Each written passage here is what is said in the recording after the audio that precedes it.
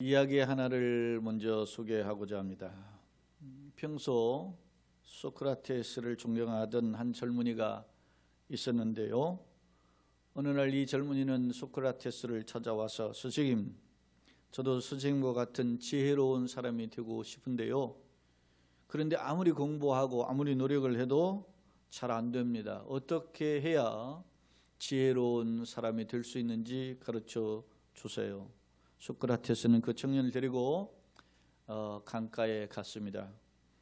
그리고 강 깊은 곳을 가리키면서 저곳에 가서 숨을 참을 수 있을 만큼 참다가 그리고 참을 수 없는 순간에 나와 보시게, 이렇게 이야기를 했고, 청년은 죽을 힘을 다해 강 속에 들어가서 숨을 참고 있다가 숨을 거칠게 몰아쉬면서 밖으로 나왔습니다. 그때 소크라테스가 그 청년에게 물었습니다. 물속에서 가장 나오고 싶을 때 너의 마음속에 무엇이 가장 소중하다고 생각이 되었나 물어보았습니다. 그때 젊은이는 주저하지 않고 물론 공기죠, 그렇게 대답했습니다. 그러자 소크라테스는 그 공기를 간절하게 사모했던 마음을 잊지 마시게, 공기를 간절히 원했던 것처럼 평소 지혜를 원하고 사모한다면 반드시 지혜를 얻게 될 것입니다. 그렇게 권했다고 합니다. 사랑하는 성도 여러분, 요즘 여러분은 무엇을 간절히 찾고 무엇을 간절히 소망하고 계십니까? 코로나19로 어려운 상황이기에 언뜻 생각하기에 마스크를 벗는 것이 최고의 소망이다, 이렇게 생각할 수도 있을 것입니다. 실제로 여러분 지금 마스크 착용이 얼마나 힘들고 불편한 것인지, 그리고 이 호흡의 곤란뿐만 아니라 건강에 썩 건강하지 못한 부분이 있기 때문에 매우 불편한 것도 사실입니다. 이것을 직장에서나 또 많은 사람을 대면하는 어떤 직업이나 그런 활동을 하는 분이라면 더더욱 힘든 것이 사실입니다. 때문에 마스크를 벗는 날이 빨리 왔으면 하는 생각을 하실 수도 있습니다. 어떤 분은 이 코로나19로 마스크뿐만 아니라 경제적으로 어렵기 때문에 빨리 경제적으로 회복하는 날이, 물질적으로 회복되는 날이 왔으면 좋겠다, 그렇게 기대하는 분도 계십니다.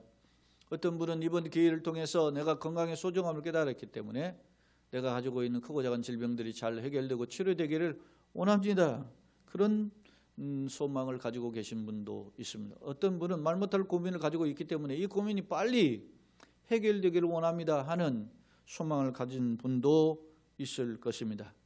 우리 중에 젊은이들도 있는데요, 젊은 청년들 경우는 자기의 진로가 잘 열려서 탄탄대로와 같은 길을 걷고 싶은 마음이 있는 것도 사실입니다. 그렇다면 이 시간 여러분 이 자리에 계시거나 온라인에서 영상으로 함께 예배하는 성도들 마음속에 무엇을 간절히 소망하고 계십니까? 지난 5월 두 번째 주에서 그리고 5월 네 번째 주인 지난주에 각각 요한복음 14장, 베드로전서 1장을 통해서 베드로 사도가 어떤 모습을 취하고 있었는지, 어떻게 실수했고 어떻게 달라졌는지에 대한 부분을 살펴본 바 있습니다. 오늘 또 베드로의 이야기가 또다시 거론되고 있습니다. 오늘 말씀은 베드로가 앞서 거론했죠. 겁쟁이였던, 예수님을 저주하고 맹세하며 욕했던 베드로가 이제 십자가를 거꾸로 질 정도로 순교한 순교자로 변화될 수 있었는데, 무엇이 이렇게 베드로를 180도 변화된 삶으로 살게 만들었는가, 그것에 대한 비결을 말씀의 거울을 통해서 살펴보고자 합니다. 오늘 말씀은 사실 사도행전 4장 1절로 12절 읽었지만 21절까지 좀 더 확대해서 살펴보아야 되는데요, 그 본문의 내용은 베드로 사도가 성전에 올라가 기도하러 올라가는데 성전 미문에 앉은 나면서부터 걷지 못하는 그런 분이에요. 하체가 마비된 그런 신체 장애인이었는데요, 이 사람을 예수 그리스도의 이름으로 치유하는 역사를 3장에 기록하고 있어요. 그런데 그 3장에 기록한 내용에 이어서 사람들이 말이지 기적이 일어나니까 물려들지 않습니까? 그러자 베드로가 왜 이 일을 주목하느냐? 내 힘과 지혜와 능력으로 이 사람을 치료한 게 아니고 너희가 십자가에 매달은 예수 그리스도의 이름이, 예수 그리스도께서 이 사람을 몸을 건전하게 회복시켜 주었다라고 베드로는 선포했던 것입니다. 그러자 많은 사람이 문집하자 당시에 그 성전을 관리하고 또 당대 최고의 지도자 그룹이었던 대제사장과 그리고 그 관련된 사내들은 그룹이 베드로와 요한을 지금 체포했던 거예요. 그리고 이제 신문하는 과정이 4장 1절로 21절의 내용인데 그 신문의 과정 내용 중에 오늘 본문은 1절로 12절에서 베드로와 요한이 그 대제사장을 비롯한 사내들인 공회 앞에서 지금 논쟁하고 자신의 뜻을 밝히는 그런 내용이 기록되어 있는 모습입니다. 주목할 점은 당시 겁쟁이로 알려졌죠. 물론 용례가 많았습니다. 죽기를 각오했던 사람입니다. 그러나 예수님을 배반하고 심지어는 맹세하고 저주하며 부인했던 이 베드로, 한마디로 겁쟁이했던 이 베드로가 오히려 오늘 본문의 내용을 보면 담대한 사람으로 논쟁을 펼치고 있음을 주목할 수 있습니다. 그렇다면 무엇이 이런 베드로의 변화된 모습으로 가능케 하였는가? 먼저 변화된 모습에 대한 내용을 크게 세 가지로 오늘 본문의 말씀과 이 성경 속에 나타난 내용을 통해서 정리해 보고자 합니다. 간단하게 정리해 보면 첫째 13절 한번 읽어봅시다. 시작. 그들이 베드로와 요한이 담대하게 말함을 보고 그들을 본래 학문 없는 범인으로 알았다가 이상히 여기며 또 전에 예수와 함께 있던 줄도 알고, 그들은 사내들인 공회거든요. 이 사내들인은 이스라엘의 12지파의 대표자들을 6명씩 소위 원로들이죠.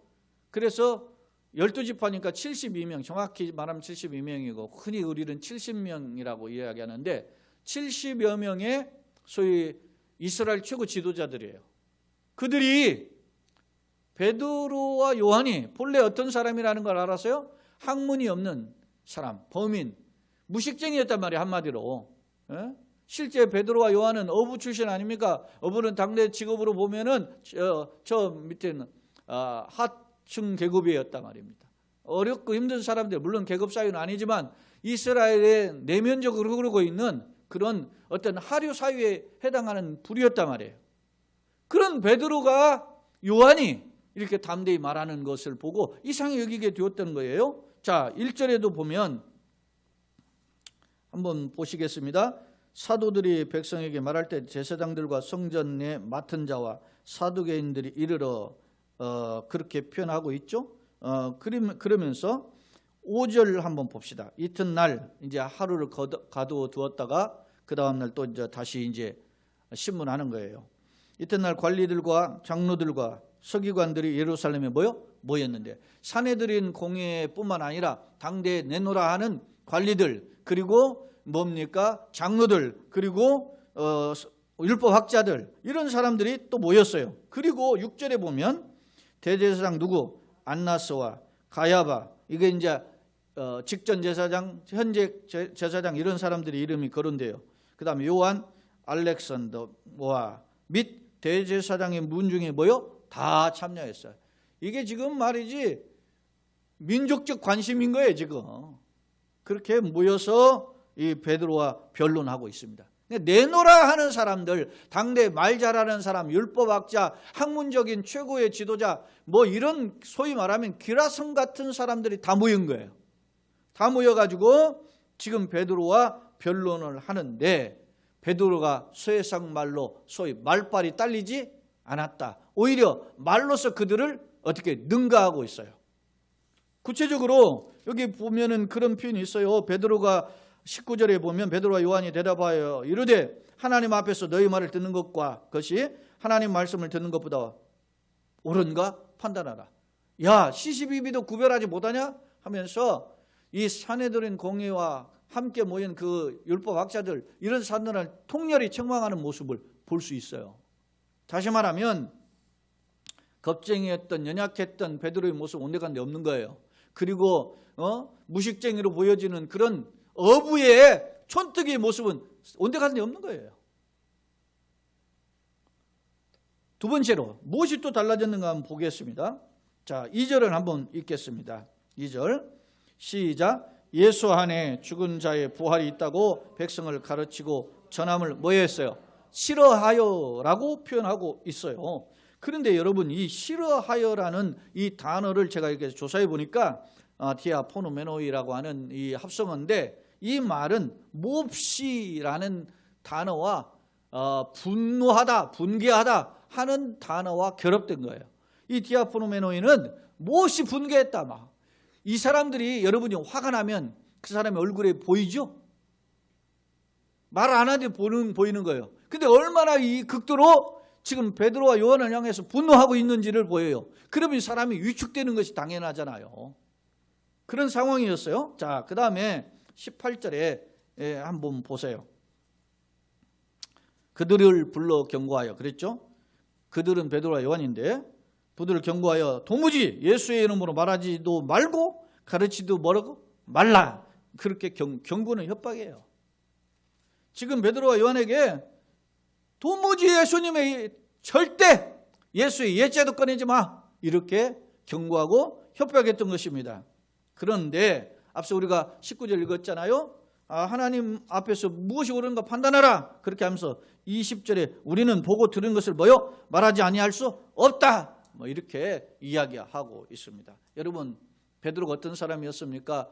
3번 예수님을 부인할 때, 그때 성경에 보면, 마태복음에 보면은 여자 종이라 그랬어요. 당시 그 대제사장 하속교에 여종이 너도 그 도당이다 이렇게 할 때 그 여인에게 말이죠, 막 화를 내면서 나는 아니다 부인하면서 예수님을 저주고 맹세하면서 도망갔잖아요.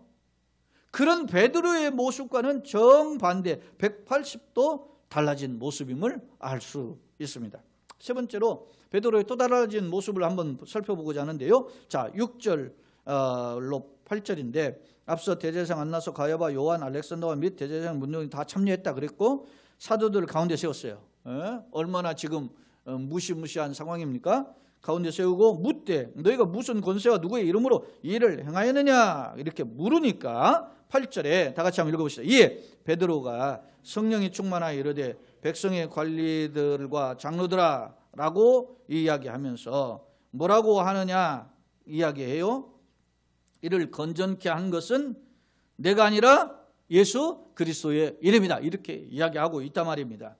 오늘 본문에서 주목할 점은 베드로가 치유의 기적을 나타냈는데, 우리가 읽지는 않았지만 22절에 보면 그 사람이 낳은 사람의 나이를 기록해요. 병 나은 사람은 몇 살 되었어요?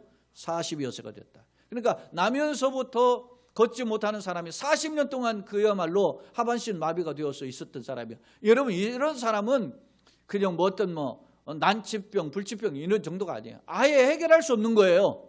그런 치유의 기적을 선포하고 있다는 사실. 뿐만 아니라 4절을 말씀을 한번 살펴봅시다. 4절. 말씀을 들은 사람 중에 믿는 자가 뭐라고? 많으니 남자의 수가 몇 명? 약 5천이나 되었더라. 베드로, 지금 성전에서 기적이 일어나니까 성령에 벌떼처럼 사람들이 모여드는데, 그 모여드는 사람들 앞에서 3장에 보면 베드로가 설교했으면 알 수 있어요. 그 설교에서 그 말씀을 받고 예수 그리스도의 십자가 부활의 복음을 듣고 그 자리에서 변화된 사람들이 몇 명이 되었다? 5천. 놀라운 기적이 벌어진 겁니다. 여러분요, 단지 40년 동안 하반신 마비가 되어서 걷지 못하는 사람이 기적으로 일어난 정도가 아니에요. 5천 명의 마음이 변화됐어요. 할렐루야. 5천 명의 마음이 뒤집어졌단 말입니다.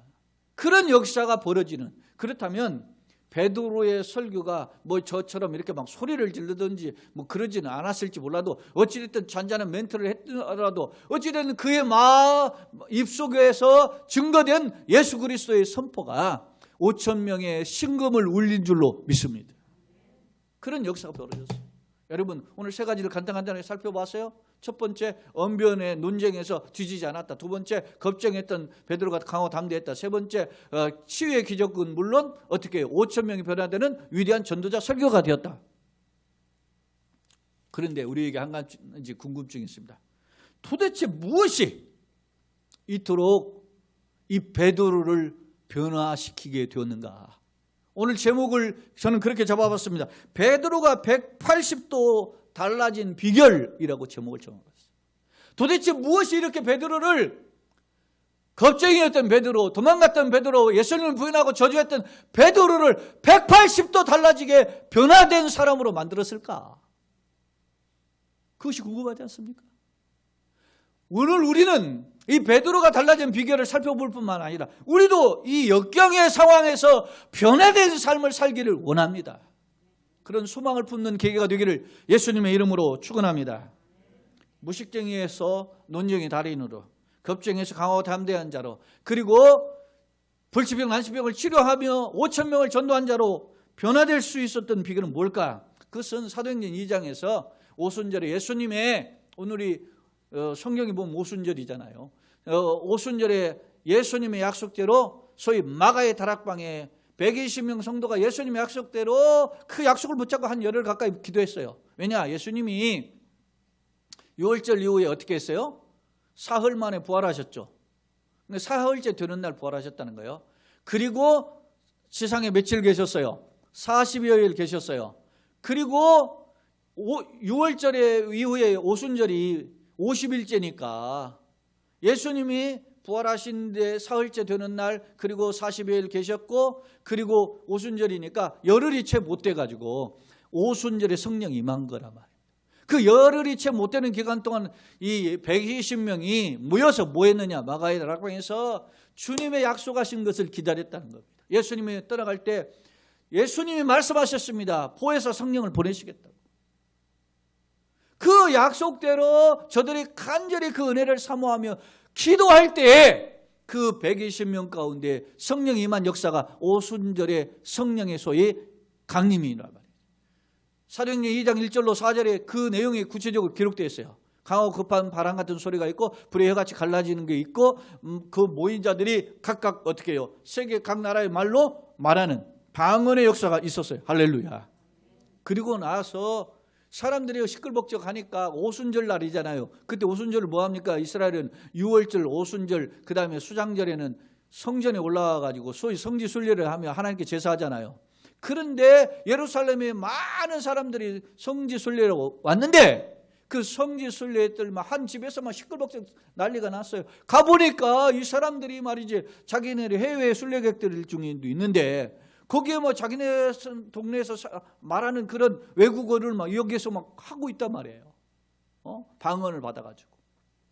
야, 이 사람들이 술 취했다, 술 취했어. 대낮인데 술 취했네. 지금 비아냥거릴 때 베드로가 벌떡 일어나가지고 우리가 술에 취한 게 아니라 성령에 취했다.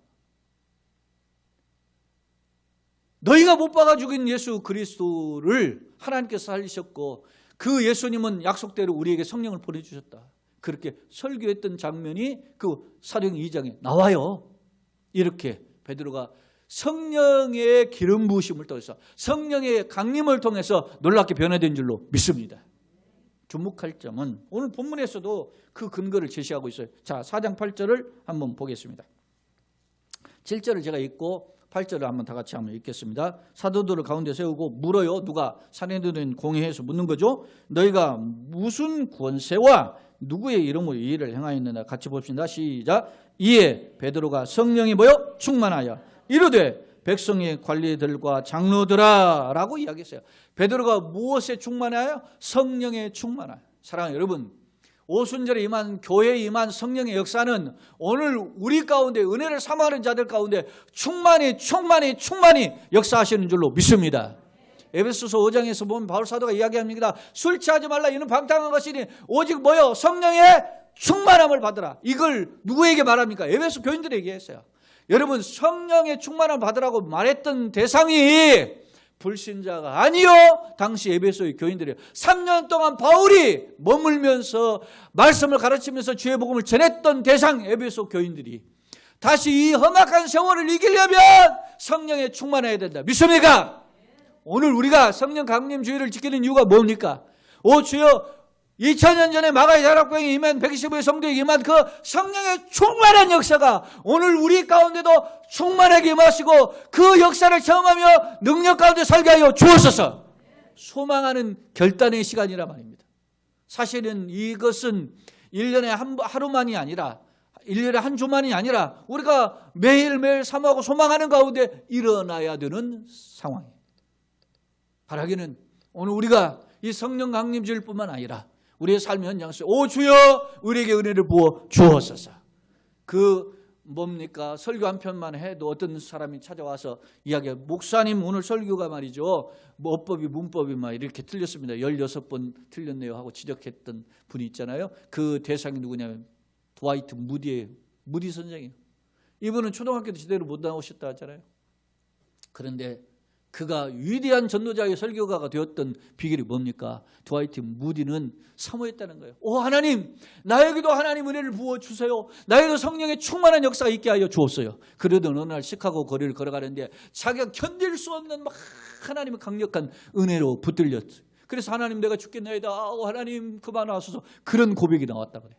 그럴 정도로 은혜에 붙들렸을 때 그가 하나님의 은혜의 주인공, 위대한 전도자, 하나님의 능력으로 쓰임받는 일꾼 된 줄로 믿습니다.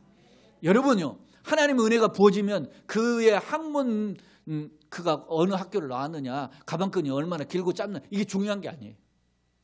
그가 돈이 얼마나 많고 적으냐, 그게 중요한 게 아니에요. 그가 어떤 외모를 갖추고 있고 신장이 어떻고 자기는 어떤 외모의 어떤 핸디캡을 가지고 있다, 이것이 중요한 게 아니라 말입니다. 성령의 은혜가 부어지면 하나님은 그를 위대하고 아름답게 세상에 적절하게 필요한 일꾼들로 사용하시는 줄로 믿습니다. 그래서 성령 충만함을 받으라고 했던 거예요. 오늘 이 베드로의 모습을 보면 너무나 위대하게 달라진 모습이 보이지 않습니까? 물론 본래 베드로가 열정이 있었던 사람이에요. 그러나 뭐요? 어떤 원석은 원석인데 다듬어지지 않는 보석이었단 말이에요. 그런데 성령의 은혜가 임해지니까 깎여 나가야 될 분 깎여지고 다듬어지고 은혜가 부어지니까 놀랍게 하나님의 것으로 변해된 줄로 믿습니다. 사도행전 여러분 10장에도 보면은 그런 부분이 나와요. 지금 4장이지만 10장에 보면 베드로가요, 그 요빠 지금의 텔아비브인데 그쪽에서 어떤 그 가죽 피역을 하는 구두를 만드는 그 가죽 세공 집에 머물게 되어요. 그런데 이 가이사랴에 그 이스라엘 로마의 군대가 이스라엘 주둔군이 있었는데 가이사랴에 부대가 있단 말입니다. 거기에 백부장이었던 고넬류가 기도 중에 야 요빠에 말이지 베드로라는 사람이 있는데 그를 데려다가 하나님 말씀 들으라 할 때 그 사람을 초청해 가지고 베드로를 초청하게 되잖아요. 그런데 베드로가 하나님 음성을 듣고 비몽사몽 기도하는 중에 말이지 보자기에 싸운에서 내려오는 걸 보잖아요. 잡아먹으라. 아 주님 나 못 잡아먹습니다. 나는 이거 부정한 먹지 않았습니다. 그런데 3번이나 주님이 잡아먹으라 할 때 이게 도대체 무슨 뜻인가 할 때 문을 두드려. 그 고넬료가 보낸 사람이 온 거예요. 저기 가이사랴 백부장이라는 고넬료라는 사람이 있는데 당신을 초청해서 하나님 말씀을 듣기를 원합니다. 그래서 베드로가 의심 중에 성령께서 따라가라. 그래서 그 성령의 음성을 듣고 따라갔더니 당대의 백부장인 로마의 권력자 아닙니까? 이스라엘 사람 우습게 여기는 사람이 우리도 일제시대 겪어보면 알잖아요. 그런데 그 백부장이 베드로가 오니까 어떻게 해요? 달려나와가지고 무릎을 꿇고 엎드려 절을 했다. 베드로에게. 예? 그러면 베드로가 얼마나 위대한 전도자예요, 설교자예요, 하나님의 사도예요. 그러면 으쓱 괜찮아요, 그냥 일어나세요, 이런 정도가 아니에요. 베드로가 나도 사람이다, 이러지 말아라. 예? 여러분 베드로가요 병을 통해서 치병의 역사를 일으킬 뿐만 아니라 심지어는 여러분 9장에 보면은 어떻게 해요? 다비다 도로가라고 하는 그 여제자가 죽었는데 그 제자를 주의 이름으로 살려내잖아요. 그런 위대한 전도자인 베드로가 교만하지 않아요.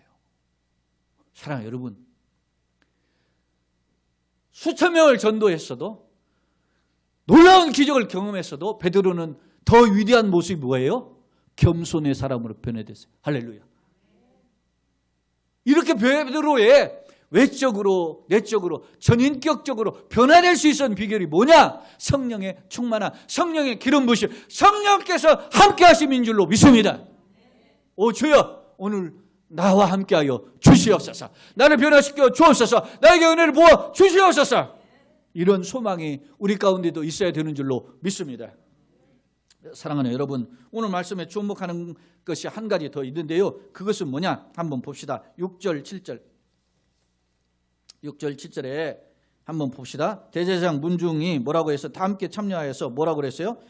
사도들 가운데 세우고 묻되 너희가 무슨 권세와 누구의 이름으로 이 일을 행하였느냐 묻죠. 그러니까 도대체 이 사람들은 당대에 그런 거예요. 나 누구의 가문 속에 있다. 나 누구의 어떤 배경이 있습니다. 이런 걸 이야기해요. 오늘날로 말하면은 나 어느 대학 나왔다, 서울대 나왔다, 연세대 나왔다 이렇게 이야기하듯이 내가 어느 가문 속한 거야. 에? 내 배경이 이런 거야. 내 학문이 이런 거야. 이렇게 이야기했단 말이에요. 또 도대체 너는 네 배경이 뭐야? 이렇게 물으니까 베드로가 이야기하는 것을 보세요.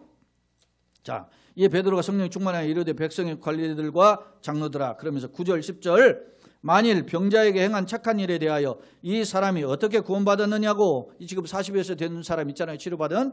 오늘 우리에게 질문한다면 10절 나같이 너희와 모든 이스라엘 백성들은 알라, 똑바로 알아라 그런 말이죠. 너희가 십자가에 못 박고 하나님이 죽은 자 가운데서 살리신 나사렛 예수 그리스도의 이름으로 이 사람이 건강하게 되어 너희 앞에 섰느니라. 할렐루야. 또 12절을 봅시다. 12절에 11절을 이 예수는 너희 건축자들이 버린 돌로서 집 모퉁이의 머릿돌이 되었는데 다같이 12절 다른 이로서는 구원을 받을 수 없나니 천하 사람 중에 구원을 받을 만한 다른 이름을 우리에게 주신 일이 없음이라 하였더라. 사랑하는 여러분, 지금 베드로의 입속에는 무엇만 나와요? 예수 그리스도의 이름만 있어요. 그런데 베드로의 이름 고백 속에 예수의 이름이 거론되는데 뭐라고 이야기하느냐면 나사렛 예수 그리스도라고 표현하고 있어요. 그런데 여러분 주목할 때 이게 역설이에요. 어떤 면에서 패러독스예요.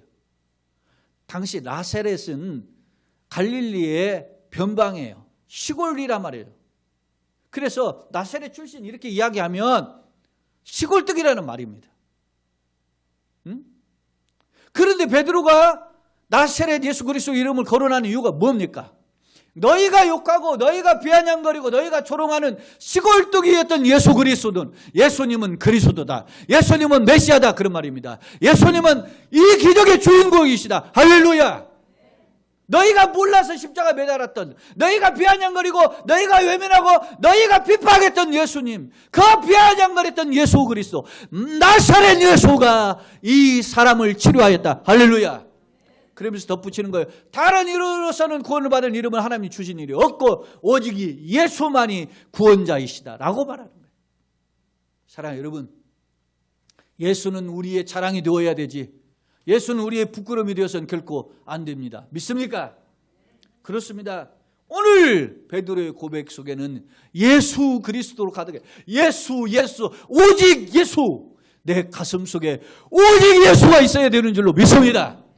사랑하는 여러분, 내 지갑 속에 혹은 가스 포켓이나 뒷주머니나 어디 여러분의 지갑에 돈이 들어가면 예를 들어서 1억짜리나 억대 수표나 아니면 억대까지 필요 없어요. 100만 원이나 1000만 원짜리 수표 몇 장 집어가지고 지갑에 넣어놔봐. 그러면 가슴이 든든한 거야. 안 그러겠어요? 그렇게 하고 누구하고 밥 먹으러 가도 말이지 좀 눈치를 안 봐요. 그냥 내가 밥 사지.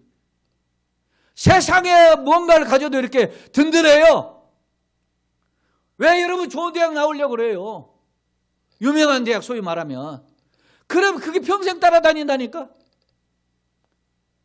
그런 것인데 오늘 베드로가 이렇게 강하고 담대하고 그렇게 위대한 일꾼으로 변화될 것은 그의 가슴 속에 오직 예수 그리스도의 이름이 자리하고 있기 때문이었습니다.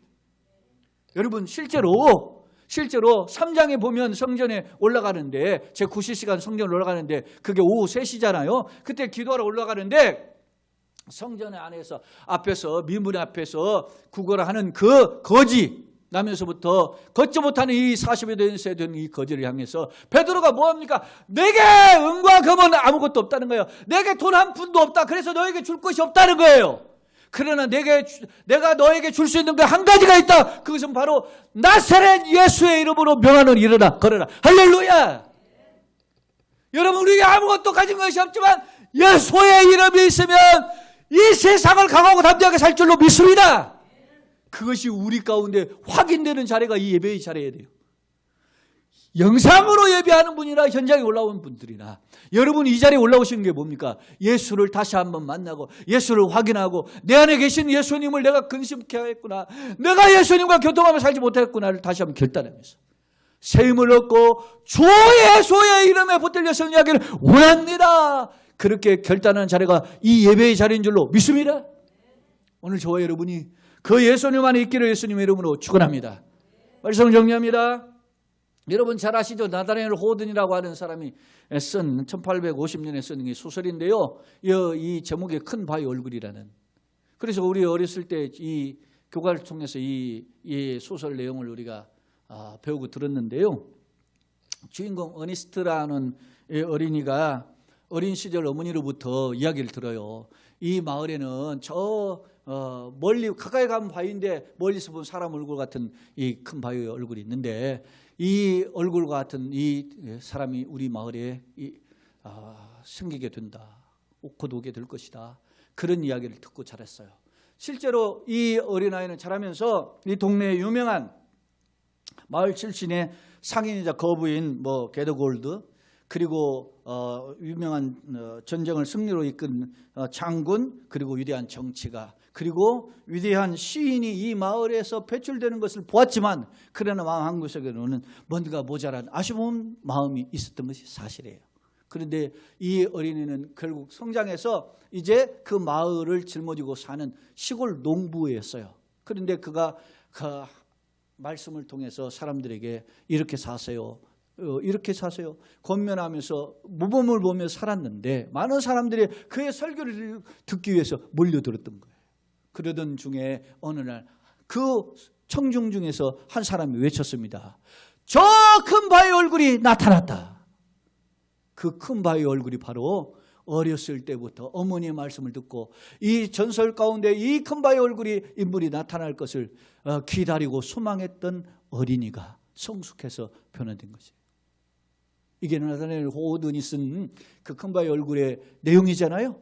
사랑하는 여러분, 앞서 소크라테를 찾아왔던 청년에게 소크라테스가 네가 물속에 들어갔을 때 간절히 소망이 뭐냐? 그 공기를 소망한 그 간절함처럼 너희 평생 지혜를 간절히 소망하면 너는 지혜의 주국이 될 것이다. 이렇게 권했던 것처럼 오늘 이 큰 바위 얼굴 어니스트는 그가 그 큰 바위 얼굴 닮기를 소망했을 때 어느 날 큰 바위 얼굴이 주인공이 되었어요. 마찬가지입니다. 우리가 예수를 사모하고 예수를 사랑하고 예수 닮기를 원하면 예수님께서 세상 끝날까지 너희와 항상 함께 있으리라는 말씀과 같이 예수께서 우리를 주장하시고 인도하시고 간섭하시고 주의 은혜로 채우시는 줄로 믿습니다. 그 역사가 누가 하신다고요? 성령께서 하시는 것이죠. 바로 예수 이름으로 기뻐하고 자랑하고 그 가운데 섬으로 승리의 주인공, 축복의 주인공이 다 되시기를 예수님의 이름으로 축원합니다.